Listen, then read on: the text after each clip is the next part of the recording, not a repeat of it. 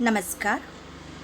आज हम श्री सूर्यकांत त्रिपाठी निराला जी के बारे में चर्चा करेंगे।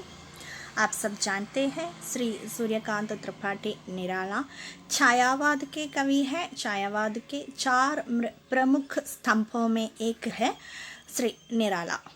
तो देखिए, सूर्यकांत त्रिपाठी निराला का जन्म 21 फरवरी 1899 एंड निधन 15 अक्टूबर 1961। हिंदी कविता के छायावादी युग के चार प्रमुख स्तंभों में से एक माने जाते हैं। वे जयशंकर प्रसाद, सुमित्रानंदन पंत और महादेवी वर्मा के साथ हिंदी साहित्य में छायावाद के प्रमुख स्तंभ माने जाते हैं। उन्होंने कई कहानियाँ, उपन्यास और निबंध भी लिखे हैं, किंतु उनकी ख्याति विशेष रूप से കവിത കാരണം ഹി ഹെ. നമുക്ക് അദ്ദേഹത്തിൻ്റെ രചനകൾ നോക്കാം, എന്നിട്ട് ബാക്കി അദ്ദേഹത്തിൻ്റെ വിശേഷതകൾ ഞാൻ പറയാം. उन्होंने कविताओं के साथ उपन्यास, कहानी, रेखाचित्र और आलोचना के क्षेत्र में भी काम किया है, हम पहले कह चुका है. उनकी प्रमुख काव्य रचनाएं हैं, काव्य संग्रह हैं. परिमल 1930 में इसका प्रकाशन हुआ. गीतिका 1936, अनामिका 1923, तुलसीदास 1940, कुकुरमुत्ता 1942, अनिमा 1943, नए पत्रे 1946, बेला 1946, अर्चना 1950, आराधना 1953, गीत कुंज 1950 आदि. അപ്പോൾ ഏതൊക്കെയാണ്? പരിമൾ, ഗീതിക, അനാമിക, തുളസീദാസ്, കുക്കുർമുത്ത, അണിമ, നയപത്തെ, ബേല, അർച്ചന, ആരാധന, ഗീത് കുഞ്ച്. ഇത്രയും കാവ്യസംഗ്രഹ ഓർമ്മിച്ച് വെച്ചേക്കുക. ഉപന്യാസാണ് അപ്സര 1931, അൽക 1933, പ്രഭാവതി 1936, നിരുപമ 1936, കുല്ലി ഭാട്ട് 1938-39, बिल्लेसुर बकरीहा, छोटी की पकड़, काले कारनामे अपूर्ण उपन्यासाണ്. ചമേലി, ഇന്ദുലേഖ, ये तीनों अपूर्ण उपन्यास है. അടുത്തത് കഹാനി സംഗ്രഹമാണ്. ലിലി 1934, സഖി 1935, സുകുൽ की बीवी 1941, चतुरी चमार 1945. सखी संग्रह का ही नए नाम से पुनഃप्रकाशनाണ് ദേവി. പൂർവ്വ പ്രകാശിത് സംഗ്രഹവും കെ സഞ്ജയനാണ്. ഏകമാത്ര നയി കഹാനിയാണ് ജാനകി. അദ്ദേഹത്തിൻ്റെ ഏകമാത്ര നയി കഹാനിയാണ് ജാനകി എന്നുള്ളത്. അടുത്തത് നിബന്ധ ആലോചന. രവീന്ദ്ര കവിതാ കാനൻ 1929, പ്രബന്ധ പദ്യ 1934, പ്രബന്ധ പ്രതിമ 1940, ചാബുക് 1942, ചയൻ 1957, സംഗ്രഹ് 1963. ഇതിൽ ഈ ചാബുക്ക് ചോദിച്ചു കണ്ടിട്ടുണ്ട്. പുരാണ കഥ महाभारत 1939, रामायण की अंतरकथाएँ 1956. बालोपयोगी साहित्य रचनाएं हैं. भक्त ध्रुव 1926, भक्त प्रहलाद 1926, भीष्म 1926, महाराणा प्रताप 1927. ഇതും ചോദിച്ചു കണ്ടിട്ടുണ്ട്, മഹാറാണ പ്രതാപ്. സീഖ്ബരി കഹാനിയമാണ് ഈസാബ് കി നീതി കഥായൻ 1969. അപ്പോൾ രചനകളുടെ പേരുകളൊക്കെ ഒന്ന് ഓർത്ത് വെച്ചേക്കുക. ഇന്ന രചന ആരുടേതാണ് എന്ന് ചോദിച്ചു കഴിഞ്ഞാൽ ഉത്തരം എഴുതാൻ തക്കവണ്ണം. അതുകൊണ്ടാണ് ആദ്യം തന്നെ രചനകളുടെ പേരുകൾ ഞാൻ കഹാനി, ഉപന്യാസ്, കാവ്യസംഗ്രഹ്, അനുവാദ് എന്നുള്ളതുപോലെ ഇങ്ങനെ തന്നിരിക്കുന്നത്. അനുവാദ് रामचरित मानसिൻ്റെ विनय भाग 1948 गडी बोली हिंदी में पद्यानुवाद किया है. आनंद मठ बांग्ला से गद्यानुवाद. ഇനി നമ്മൾ പറയാൻ പോകുന്നത് ശ്രീ निराला की विशेषताएं. हिंदी में स्वच्छंद छंद के प्रथम प्रयोक्ता सूर्यकांत त्रिपाठी निराला है. हिंदी में स्वच्छंद छंद के प्रथम प्रयोक्ता श्री सूर्यकांत त्रिपाठी निराला हैं और निराला को औज, औदात्य और विद्रोह का कवि कहा गया है. निराला को औज, औदात्य और विद्रोह का कवि. क्वेश्चन इങ്ങനെ വരാം, औज, औदात्य और विद्रोह का कवि कौन है? ഓപ്ഷനിൽ പന്ത് ഉണ്ടാവും, നിരാല ഉണ്ടാകും, പിന്നെ മഹാദേവി വർമ്മ ഉണ്ടാകും, ഒക്കെ ഉണ്ടാവും. അപ്പോൾ ആരാണ് ഉത്തരം? നിരാല. और हिंदी में स्वच्छंद छंद का प्रथम प्रयोक्ता कौन है? आराണ്? निराला. सन 1916 में रचित जूही की कली निराला जी की पहली कविता है. 1916 നിരാല ജൂഹി കി കലി എന്ന തൻ്റെ ആദ്യ കവിത രചിക്കുന്നത്. ജൂഹി കി കലിയാണ് നമുക്ക് സിലബസിൽ പഠിക്കാനുള്ളത്. इनका प्रथम काव्य संग्रह सन 1922 में अनामिका में प्रकाशित हुआ. ആദ്യത്തെ കാവ്യ സംഗ്രഹ അനാമികയാണ്. निराला जी की गीतिका काव्य ग्रंथ की भूमिका जयशंकर प्रसाद ने लिखी है. अंडरलाइन ചെയ്തു വെക്കുക, നോട്ട് ചെയ്തു വെക്കുക. निरालയുടെ गीतिका काव्य ग्रंथ की भूमिका श्री जयशंकर प्रसाद ने लिखी. जूही की कली हमारे सिलेबस में है और जूही की कली के माध्यम से निराला ने प्रकृति के तत्वों के बीच उन्मुक्त प्रेम की स्थापना की है. जूही की कली के माध्यम से निराला ने प्रकृति के तत्वों के बीच उन्मुक्त प्रेम की स्थापना की है. इसमें जूही नारी और पवन पुरुष का प्रतीक है. इम्पोर्टेंट है, जूही नारी और पवन पुरुष का प्रतीक है. अनिमा, अनिमा में भक्ति भाव से भरे हुए गीत है. अनिमा काव्य संग्रह में भक्ति भाव से भरे हुए गीतों का संकलन है. पंचवटी प्रसंग में अद्वैतवाद का प्रतिपादन हुआ है. पंचवटी प्रसंग नामक कविता में अद्वैतवाद का प्रतिपादन हुआ है. तुम और मैं कविता में निर्गुण विचारधारा का प्रभाव है. तुम और मैं नामक कविता में निर्गुण विचारधारा का प्रभाव. अब देखिए, अनिमा में भक्ति भाव से भरे हुए गीत है. पंचवटी प्रसंग में अद्वैतवाद, तुम और मैं इसमें निर्गुण विचारधारा का प्रभाव. അടുത്ത നോക്കാം. तुलसीदास निरालाकृत खंड काव्य है. निरालाकृत खंड काव्य है तुलसीदास. इसमें तुलसीदास की गृह त्याग की प्रसिद्ध घटना का वर्णन मौलिक ढंग से किया है. अनिमा में छायावादी और प्रगतिवादी दोनों प्रकार की कविताएं समाहित है. और तुलसीदास निराला जी की छंदबद्ध रचना है. क्वेश्चन इങ്ങനെ വരാം, निराला जी कृत छंदबद्ध रचना कौन सी है? कौन सा है? तुलसीदास. इसमें प्रकृति के कल्याणकारी स्वरूप का चित्रण हुआ है. इस रचना का आरंभ संध्या के गिरते अंधकार और अंत प्रभात के आलोक के साथ होता है. यह पार्थिव ऐश्वर्य पर दैवी भाव की विजय है. और अगला कुकुरमुत्ता. निराला के व्यंग्य काव्य में कुकुरमुत्ता सबसे सशक्त रचना है.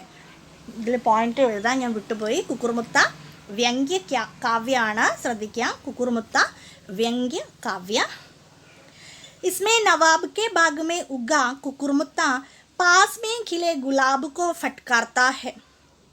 यहाँ कुकुरमुत्ता सर्वहारा का और गुलाब पूंजीपति का प्रतीक है. നോക്കുക, കുക്കുർമുത്ത എന്ന് പറയുന്നത് നിരാലയുടെ വ്യംഗ്യരചനയാണ്. അതിൽ കുക്കുർമുത്ത സർവഹാര വർഗ का प्रतीक है और गुलाब पूंजीपति का प्रतीक है. അപ്പം ഈ കവിത എന്ന് പറയുന്നത്, ഈ കുക്കുർമുത്ത എന്ന് പറയുന്നത് ഈ പന്തും നിരാലയും തമ്മിൽ ഭയങ്കര വിരോധമാണ്. അപ്പോൾ പന്തിന് വിരുദ്ധമായിട്ട് എഴുതിയ കവിതയാണെന്നാണ് പറയപ്പെടുന്നത്. जिसमें कवि ने गुलाब को पंत का प्रतीक और स्वयं को कुकुरमुत्ता का प्रतीक माना है.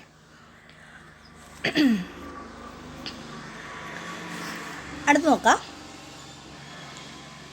राम की शक्ति पूजा. राम की शक्ति पूजा निराला की महाकाव्यात्मक रचना है. അനാമികയുടെ സെക്കൻഡ് പാർട്ടിലാണ് രാം കി ശക്തി പൂജയും സരോജ സ്മൃതിയും संकलित. वो अनामिका सेकंड पार्ट, अनामिका का द्वितीय भाग में राम की शक्ति पूजा और सरोज स्मृति है. और इसमें राम की शक्ति पूजा महाकाव्यात्मक रचना कहा गया है. यह कृति संपूर्ण छायावादी काव्य की एक उत्कृष्ट उपलब्धि है. अगला सरोज स्मृति. सरोज स्मृति को हिंदी संसार का सर्वाधिक प्रसिद्ध शोक गीत माना जाता है. സരോജ സ്മൃതി എന്നുള്ളത് ഹിന്ദിയിലെ ഏറ്റവും പ്രസിദ്ധമായ ശോകഗീതമായിട്ടാണ് അറിയപ്പെടുന്നത്. അതായത് സരോജ് സ്മൃതി അദ്ദേഹത്തിൻ്റെ നിരാലാജി അകാലത്തിൽ വിട പറയുകയുണ്ടായ തൻ്റെ മകളുടെ സ്മരണയിൽ എഴുതിയ ഒരു കവിതയാണ്. തോടത്തി പത്തർ ആർത്തിക് വിഷമത കി രചന ഹെ. തോടത്തി പത്തർ എന്നുള്ളത് ആർത്തിക് വിഷമതയെ ആസ്പദമാക്കിയിട്ടുള്ള രചനയാണ്.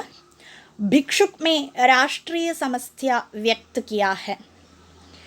गीतिका में काव्य और संगीत का सुंदर समन्वय है. अर्चना, आराधना और गीत गुंज में गेय तत्व की प्रधानता मिलती है. एഴുതാൻ विटुपोय ഒരു पॉइंट ഉണ്ട്. बेला काव्य ग्रंथ में निराला जी ने गज़लों का प्रयोग किया है.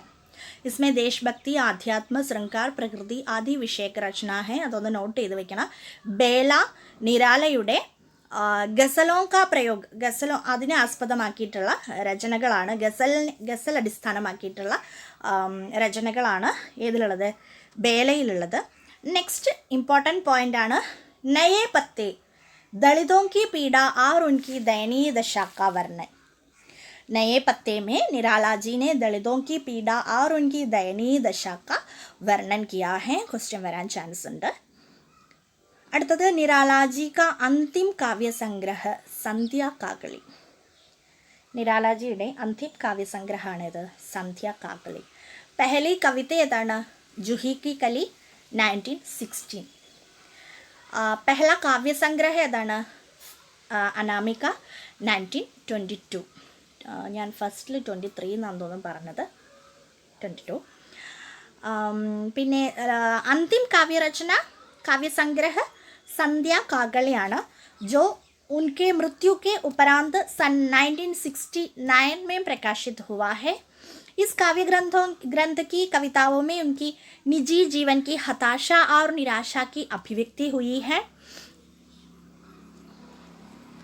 ഇത്രയാണ് നിരാലയുടെ കവിതകളുടെ രചനകളുടെ നിരാലയുടെ വിശേഷത, നിരാലയുടെ രചനകളുടെ വിശേഷത, ഏറ്റവും ഇമ്പോർട്ടൻ്റ് ആയ കാര്യങ്ങൾ ഇവയൊക്കെയാണ്. ഇനി നമുക്ക് നമ്മുടെ സിലബസിലുള്ളത് സരോജ സ്മൃതി ജൂഹി കി കലി എന്നുള്ള കവിതയാണ് നമുക്ക് നമ്മുടെ സിലബസിലുള്ളത്. ജൂഹി കി കലി നിരാല കി പ്രഥം കവിത ഹെ, 1916 അതിൻ്റെ രചന എന്ന് പറഞ്ഞു. പിന്നെ ജൂഹി ആരുടെ പ്രതീകമാണ്? जूही नारी और पवन पुरुष का प्रतीक है. नोका जूही की कली कविता सूर्यकांत त्रिपाठी निराला द्वारा रचित कविता है, जिसमें जूही की कली और पवन का मानवीकरण किया गया है. नायिका जूही की कली नायक पवन के वियोग में है. नायक पवन उसे छोड़कर दूर मलयगिरी को पर्वत पर चला गया है. കവിത നോക്കാം. കവിത ചെറിയൊരു കവിതയാണ്. അപ്പോൾ കവിതയിലെ വരികളൊന്ന് ഓർത്ത് വെച്ചേക്കുക. ഒരു 2-3 തവണ കവിത വായിക്കുക. കവിതയുടെ ആശയം സ്വയം മനസ്സിലാക്കാൻ ശ്രമിക്കുക. അങ്ങനെയാകുമ്പം കവിതയിലെ വരികൾ ഏതെങ്കിലും 2 വരി എക്സാമിന് തന്നു കഴിഞ്ഞാൽ ഇത് ഏത് കവിതയിലാണെന്ന് ചോദിച്ചു കഴിഞ്ഞാൽ നിങ്ങൾക്ക് പെട്ടെന്ന് ആൻസർ ചെയ്യാൻ പറ്റും, പെട്ടെന്ന് ഓർമ്മ വരും. കവിത ഞാനൊന്ന് വായിക്കാം. ജൂഹി की कली विजन वन वल्लरी पर सोती थी सुहाग भरी, स्नेह स्वप्न मग्न अमल कोमल तनु तरुणी जूही की कली.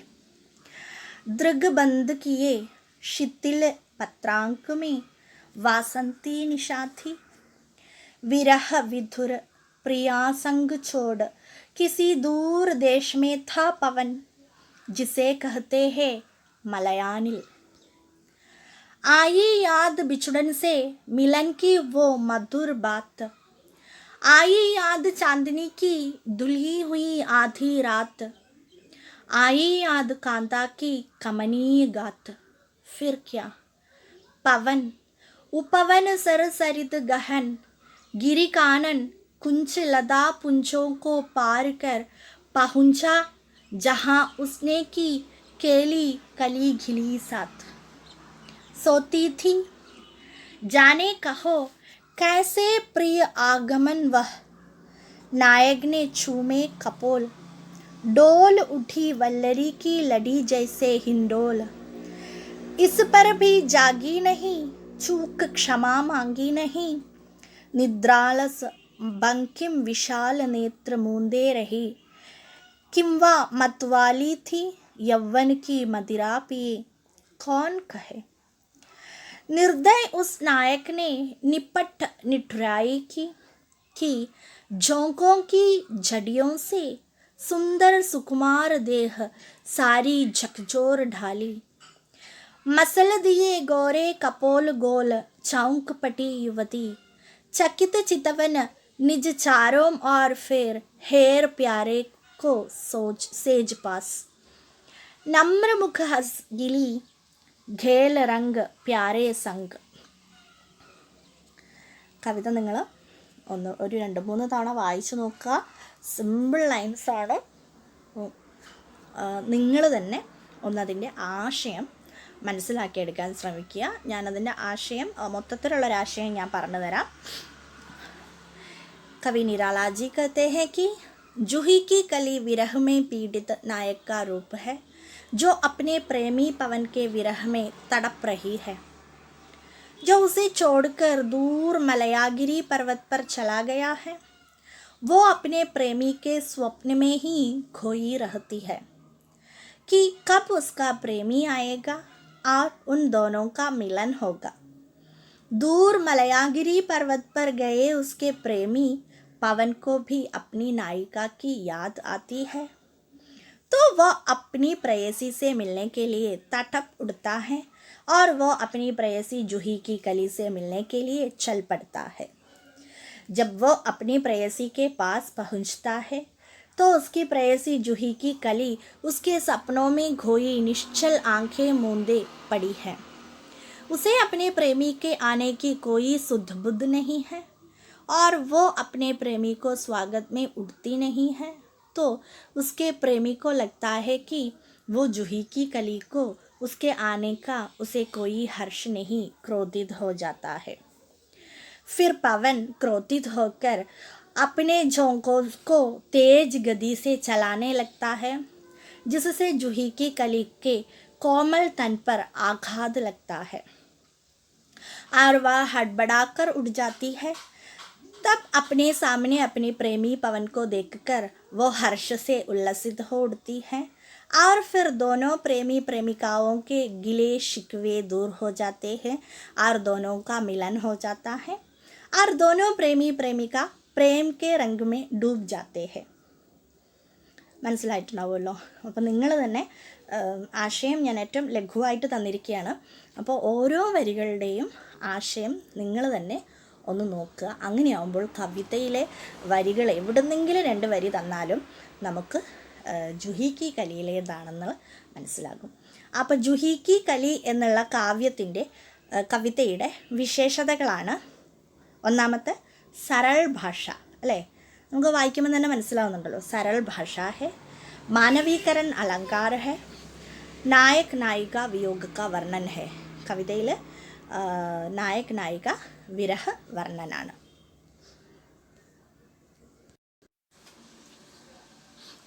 നിരാലയുമായി ബന്ധപ്പെട്ട കുറച്ച് ക്വസ്റ്റ്യൻസാണ്. നമ്മൾ പറഞ്ഞതിലും നമ്മളിപ്പോൾ ക്ലാസ്സിൽ പറഞ്ഞ പല കാര്യങ്ങളും അതിൽ വരികയും ചെയ്യും. ഇല്ലാത്തതും ഉണ്ടാവും കേട്ടോ, ശ്രദ്ധിക്കുക. ഇല്ലാത്തതുണ്ടെങ്കിൽ നോട്ട് ചെയ്യാം. निराला जी की पहली कविता कौन सी है? निराला जी की पहली कविता जूही की कली 1916. संपूर्ण छायावादी काव्य की एक उत्कृष्ट उपलब्धि किसे कहा गया है? നമ്മൾ നേരത്തെ പറഞ്ഞു സമ്പൂർണ്ണ ഛായാവാദി കാവ്യക്ക് एक उत्कृष्ट उपलब्धि ഏതാണ്? राम की शक्ति पूजा. साहित्यिक क्षेत्र में सर्वाधिक विरोध किसका हुआ है? निराला का. हिंदी साहित्य में महाप्राण शब्द किसके लिए प्रयुक्त किया जाता है? हिंदी സാഹിത്യത്തിൽ മഹാപ്രാൺ എന്നുള്ള വേർഡ് ആരെ വിശേഷിപ്പിക്കുന്നത്? നിരാല. निराला की किस कविता को महाकाव्यात्मक रचना कहा जाता है? നമ്മൾ നേരത്തെ പറഞ്ഞു राम की शक्ति पूजा. निराला की किस काव्य ग्रंथ की भूमिका जयशंकर प्रसाद ने लिखी? നിരാലയുടെ ഗീതിക എന്ന് പറയുന്ന കാവ്യഗ്രന്ഥിൻ്റെ ഭൂമികയാണ് ജയശങ്കർ പ്രസാദ് എഴുതിയത്. हिंदी में स्वच्छंद छंद के प्रथम प्रयोक्ता है निराला. ഛായാവാദി കാവ്യ का रुद्र किसे कहा गया है? നമ്മൾ പറഞ്ഞില്ല. ഛായാവാദി കാവ്യത്തിലെ രുദ്ര എന്ന് പറയുന്നത് നിരാല ആണ്. आधुनिकता, समसामयिकता, स्वच्छंदता और बौद्धिकता में नए कवियों का गोरखनाथ किसे कहा गया है? नए कवियों का गोरखनाथ എന്ന് അറിയപ്പെടുന്നത് സൂര്യകാന്ത് ത്രിപാഠി നിരാലയാണ്. നോട്ട് ചെയ്ത് വെക്കണം. ഛായാവാദി കാവ്യത്തിലെ രുദ്രും നയേ കവിയോങ്ക ഗോരഖ്നാഥ് ഇങ്ങനെ രണ്ട് വിശേഷണങ്ങൾ ആർക്കുണ്ട്? നിരാലയ്ക്കുണ്ട്. അതുകൂടാതെ മഹാപ്രാണം എന്നുള്ള വിശേഷണവും ആരുടേതാണ്? നിരാലയുടേതാണ്. നിരാല കെ ഭക്തി ഭാവന സെ യുക്ത് ഗീത് കിസ് കൃതി മേ ഹെ? അണിമ ആണ് നിരാലയുടെ ഭക്തി പ്രധാൻ കാവ്യ. निराला की किस कृति में अद्वैतवाद का प्रतिपादन है? നിരാലയുടെ ഏത് കൃതിയിലാണ് അദ്വൈതവാദ കാ പ്രതിപാദൻ ആണെന്ന് നമ്മൾ പറഞ്ഞത്? പഞ്ചവടി പ്രസംഗിലാണ്. निराला की तुम और मैं कविता में किसका प्रतिपादन है? निर्गुण विचारधारा का प्रतिपादन है तुम और मैं कविता में. निराला कृत तुलसीदास है മുക്തകാവ്യ, ഗീതികാവ്യ, ഖണ്ഡകാവ്യ, ചമ്പൂകാവ്യ. ഇതിലേതാണ് നിരാലയുടെ Tulsidas? ഖണ്ഡകാവ്യാണ്. Nirala K kiss കാവ്യഗ്രന്ഥ may ഗസലേം B ഹെ? നിരാലയുടെ ഏത് കാവ്യഗ്രന്ഥത്തിലാണ് ഗസലുകൾ ഉൾപ്പെടുത്തിയിട്ടുള്ളത്? ബേല.